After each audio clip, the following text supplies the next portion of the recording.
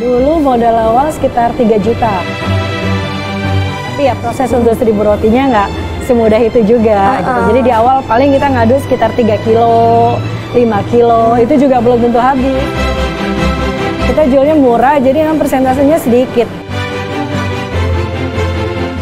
Mimpi itu nyata kalau kamu mau mimpi gitu. Wah, Kita harus mimpi, harus punya mimpi.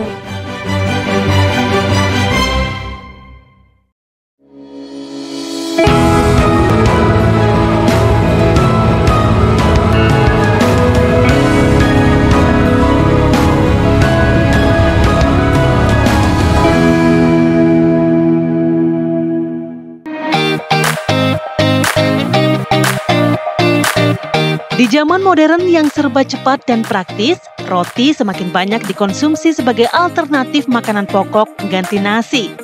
Meskipun roti bukanlah makanan pokok masyarakat Indonesia, namun makanan berbahan dasar tepung ini menjadi favorit dan banyak disukai semua kalangan loh. Ya, seiring dengan perkembangannya, kini semakin banyak jenis roti dengan berbagai varian rasa tentunya. Nggak heran jika bisnis roti menjadi salah satu usaha yang memiliki peluang menjanjikan nih pemirsa. Penasaran kan?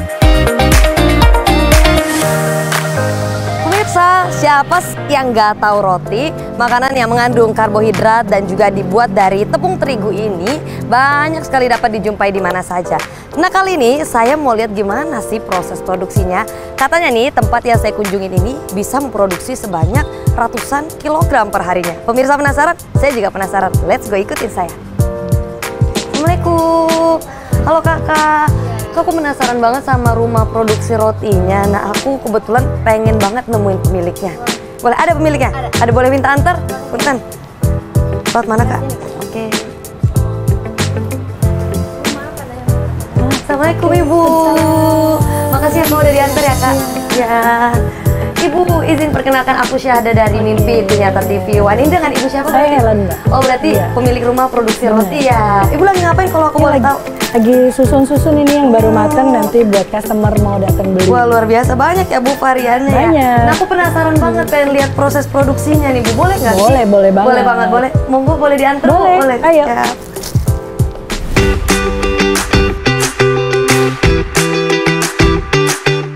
Helen Chu, salah satu pebisnis yang sukses meraup cuan dari lezatnya laba roti buatannya. Berawal dari perasaan cintanya yang dalam terhadap roti, siapa sangka bisnis yang ia rintis dari tahun 90-an ini mampu membawanya meraih sukses. Kini usahanya makin melejit dan berhasil memiliki tempat produksi sekaligus cabang toko roti yang tersebar di beberapa lokasi. Raihan cuannya pun jangan ditanya nih pemirsa, tentunya seempuk rasanya loh. Nah, ini Mbak, ini adonan yang udah dibikin, fermentasinya di sini, pengovenannya juga di sini. Oh, jadi ini rumah produksi di sini nih Bu, dapur produksinya. benar. Betul. Banyak banget ya varian rotinya. Iya, nah, kalau banyak. boleh tahu sehari itu biasanya berapa banyak sih Bu proses produksi? Ya rata-rata sekitar 6.000-an lah. 6.000? 7.000, 6.000. Dengan berapa varian? Kita banyak, ada roti manis, roti tawar, juga ada roti gandumnya. Kalau roti manis sendiri sih ada sekitar 10 varian lah. Gitu. Jadi total variannya itu ada berapa banyak? Kurang lebih ada 15 varian.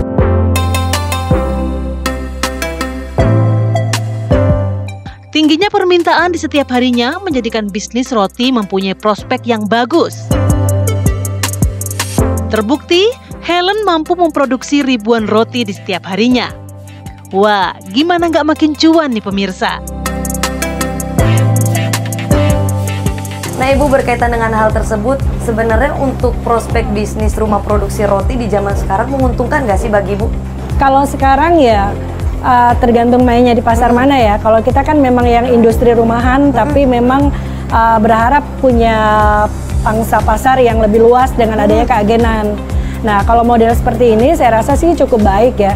bisa dikembangkan lah. Kira-kira waktu dulu pertama memulai sebelum sebesar ini modal awalnya berapa waktu dulu? Dulu modal awal sekitar 3 juta. Itu di tahun berapa Ibu? Wah, itu pertama mulai? 3 juta itu mungkin sekitar hampir 30 tahun yang lalu lah ya. Wah, udah lama lebih berarti ya? Ya. Kita udah 30 tahun lebih lah untuk menjalankan bisnis ini ya. Jadi kalau modal awal 3 juta zaman dulu juga udah lumayan gede ya. Gitu. Jadi kita beli mixernya seharga 1 juta, beli ovennya 1 juta, dan 1 juta untuk perlengkapan lainnya. Nah, perlengkapan lain 1 juta itu apa aja tuh Bu kalau boleh dirinci? Oke. Ya kayak misalkan ada troli, ada oven, ada meja produksi, ya ada perlengkapan yang pernak-pernik untuk bisa bakingnya lebih gampang lah. Nah, untuk bahan bakunya Bu dulu menghabiskan berapa Bu? Waktu awal buka? Iya, berapa adonan, Waduh, berapa kilo? kalau awal buka dulu kan pastinya nggak ada pembeli ya. Iya. Jadi ya kita spekulasi juga gitu. Tapi waktu itu saya target sehari minimal harus bisa bikin 1000 roti gitu. Tapi ya proses untuk 1000 rotinya nggak semudah itu juga gitu. Jadi di awal paling kita ngadu sekitar 3 kilo, 5 kilo, itu juga belum tentu habis. Kalau 3 kilo itu sekitar hanya 120 roti. Jadi masih jauh dari target sih sebenarnya. 3 kilo roti itu mungkin sekitar 100.000 ya. 100.000 gitu. Karena 3 kilo itu yang mahal itu sebenarnya bukan doughnya, tapi yang mahal itu isiannya. Nah, dulu waktu pertama di 30 tahun yang lalu, satu roti itu satu pieces dijual berapa Bu? Dulu kita jual 1.500. 1.500. Iya. Berarti Sebenarnya 1.500 zaman dulu tuh udah gede, udah mahal ya dibandingkan sekarang harga kita 2.200 sampai 2.800 gitu. Kalau sehari ya anggaplah kadang kita bisa memang sampai di 10.000, tapi nggak yang selalu ya, rata-rata mungkin ya 5-6 ribu itulah gitu. Sehari kita pakai terigu itu 10 karung. 10 karung berapa kilo itu berarti Bu? 10 karung itu berarti 250 kilo. Wow, karena totalnya sekarung itu 25 kilo ya. Nah, kalau gula kita pakai rata-rata satu karung per hari, itu 50 kilo per karungnya. Ibu dulu waktu pertama memulai butuh waktu berapa lama sih sampai bisa balik modal? Balik modal. Ya, 3 juta itu ya. Kalau balik modal ya sebenarnya lama ya. Karena kan waktu proses pertama kali membangunnya itu kan nggak mudah juga gitu. Kita banyak ruginya sebenarnya gitu. Tapi mungkin dibilang balik modal banget ya sekitar 1,5 tahun lah. Lama ya. Untuk kembali yang 3 juta itu saya butuh waktu 1,5 tahun gitu. Itu juga udah dipaksa saya harus balik modal nih gitu. Kalau mungkin harus dikembangkan lagi ya mungkin modalnya lambat ya kembali, karena kan kalau bakery ini dia harus upgrade misalnya kemampuan mixer yang 1 juta itu paling bisa ngaduk hanya berapa kilo gitu. Jadi kalau dibilang kita kembali modal yang benar-benar kita bisa pegang modalnya itu mungkin di tahun kelima lah. Nah Ibu, kalau kita akumulasi nih dari pertama memulai sampai sekarang, kira-kira keuntungan itu berapa persen sih Bu? Persentase ya, kita jual ya mungkin 10% lah. 10%? Kita nggak gede karena kan kita jualnya murah Kak. Gitu. Kita jualnya murah jadi memang persentasenya sedikit. Dari 10% itu masih kita olah lagi untuk kebutuhan juga sebenarnya ya. Betul. Jadi kalau dibilang untungnya seberapa ya, kalau volume yang masuk kita banyak ya kita dapat dari volumenya itu. Tuh, dengerin pemirsa. Bagi Anda yang ingin memulai usaha roti, peluangnya masih terbuka lebar loh. Meskipun harganya ekonomis, namun kualitas rasa boleh diadu loh.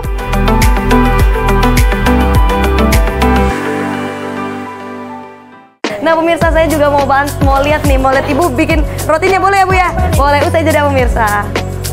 Kalau di sini syarat jadi agen itu nggak ada. Jadi mereka hanya rajin, mau datang, mereka mau menjualkan kembali itu sudah cukup.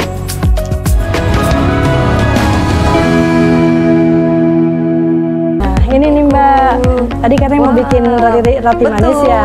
Oke. Nah ini pemirsa kita udah cuci tangan ya Bu udah ya? dong, udah. Iya. Jadi kalau memang proses pembuatan roti nggak harus pakai sarung tangan ya Bu ya? Betul.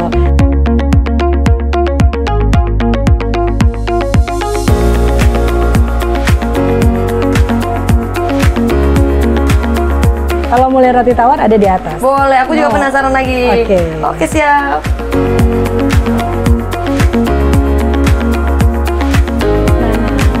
Ini pembuatan roti tawar kita di sini. Wah, banyak Jalanin. banget, Bu. Ya, ini roti tawar warna-warni. Lanjut aja. Wow, ini lucu banget, ada yang warna-warni. Iya, ini ada warna pink, kuning, lucu ini Mbak. Nah, ini prosesnya nanti adonannya dimasukkan, nanti dia akan keluar langsung ke gulung seperti ini.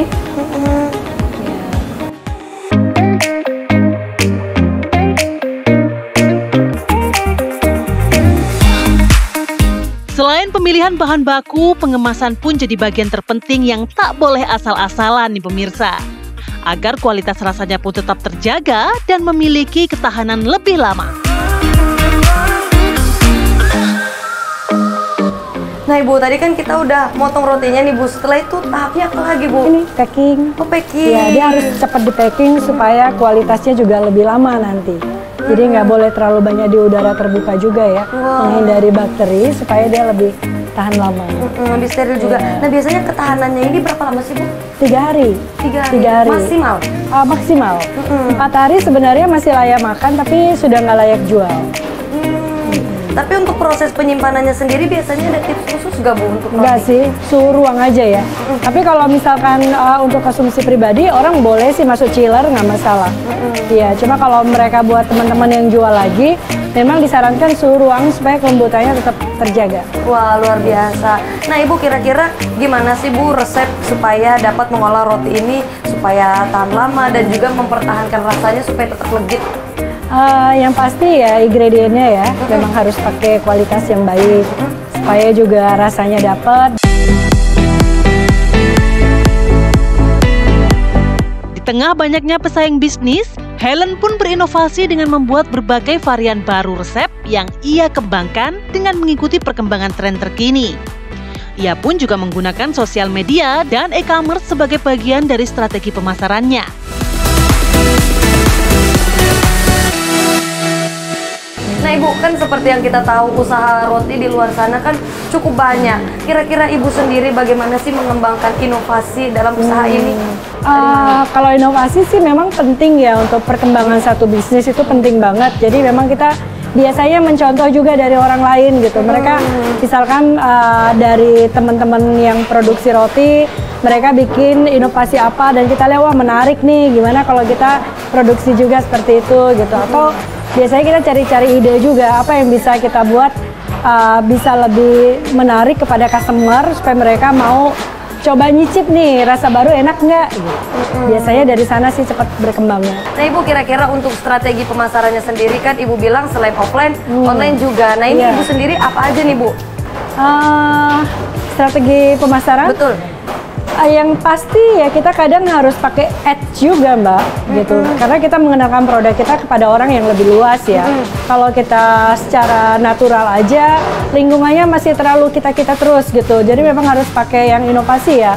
Kayak misalkan ya kita memang harus yang pakai berbayar ya. Kita ikuti juga trennya gitu supaya mungkin yang tadinya customer kita hanya di 10 km dari toko kita sekarang menjadi 20 kilo bisa lebih luas lagi, atau mungkin dari luar kota bisa tahu dan mereka menginformasikan teman-teman atau saudaranya yang dekat dengan lokasi saya, dan itu sering. Seperti itu, itu berarti dari sosmed ya Bu ya? Bener, gitu. Selain itu Bu, kalau e-commerce juga taruh, kita ada di Tokopedia, ada di GoFood juga, ada Umi Bakery by Helen Chu. Wah, luar biasa. Nah Ibu, kira-kira nih Bu, seperti yang kita tahu kan tentunya untuk pembuatan bahan baku seringkali di pasar harga naik turun. Nah itu untuk mensiasatinya bagaimana nih Bu kalau bahan baku di pasar lagi naik? Ya dengan harga yang udah kita pakemkan ke produk kita itu sudah termasuk harga kalau terjadi kenaikan harga di pasar. Oh seperti itu. Iya. Jadi tapi pernah nggak sih Bu mengalami harga tiba-tiba melonjak sampai terpaksa banget harus menaikkan sekian persen harga untuk ada lah. Kita kan dari harga 1.500 kita pernah naik di 1.600. Kemudian berapa tahunnya kita naik lagi jadi 1.800 sampai di titik hari ini 2.200. Itu kan sebenarnya pasti kami merasa saat ini sudah tidak bisa lagi nih dengan harga 1.500, kenapa kita harus naikkan lagi gitu. Pasti itu Mbak. Dalam mewujudkan mimpinya menjadi nyata, Helen pun mempunyai target di setiap langkahnya. Kini, ia pun telah memiliki ratusan reseller dan agen yang tersebar di Jabodetabek.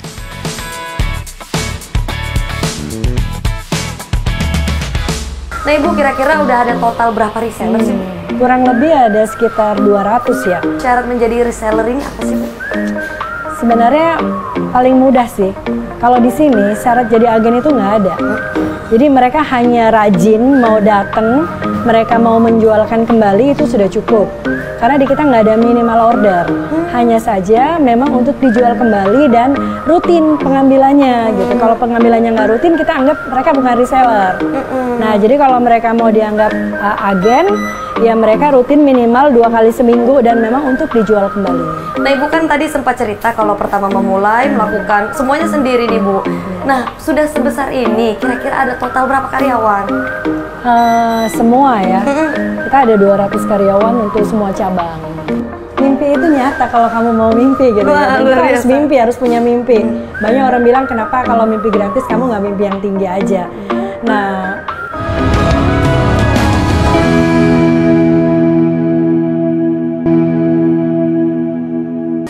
Nah pemirsa, di depan kita udah banyak banget varian makanan. Nah ini salah satu roti yang tadi kita buat di rumah produksi ya Bu ya. Bener. Nah mungkin Ibu bisa jelasin nih apa-apa aja sih yang ada di depan kita? Oke, ini jadi salah satu produk yang tadi kita bikin tuh Kak, ada roti tawar kan? Betul. Nah, nanti salah satunya kita bikin menu ini.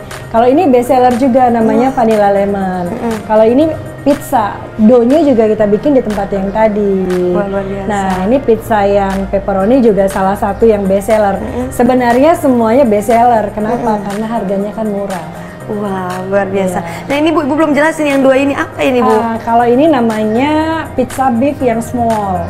Ini segini cuma 7.000, tapi rasanya nggak kalah sama yang 20.000 lah. Sebelum memulai bisnis, Helen sempat mencoba beberapa usaha lainnya. Namun, karena kecintaannya terhadap roti begitu besar, akhirnya pilihan pun jatuh pada roti. Sulitnya mencari roti yang berbahan baku halal di tahun 90-an membuatnya bertekad untuk mendirikan usaha roti rumahan yang sehat, murah, halal tentunya.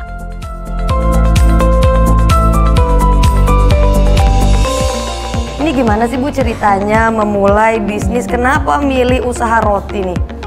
Kenapa milih usaha roti? Sebenarnya sebelum milih usaha roti itu, saat memulai untuk melakukan mau bisnis nih ya, sempat beberapa pilihan sih kemarin. Sempat ada di fashion, sempat ada di catering juga, ya sempat ya ada di bakery juga. Nah akhirnya diputuskan ke bakery karena roti ini menurut saya salah satu produk yang awet.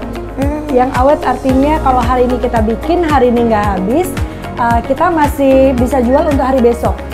Nah, jadi setelah dipertimbangkan kenapa saya milih roti, karena ya tidak terlalu spekulasi untuk hari ini dibikin nggak laku dan hari ini harus dibuang.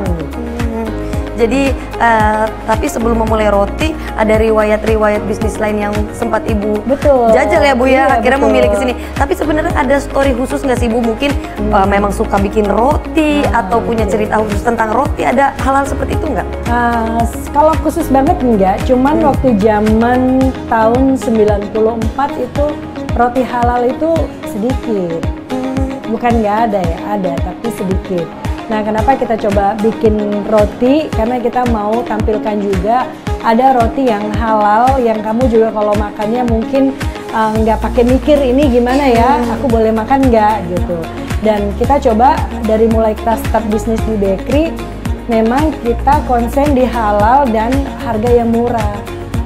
Nah waktu itu aku pikir karena makan roti zaman dulu itu kayaknya orang-orang kaya deh gitu kan ya.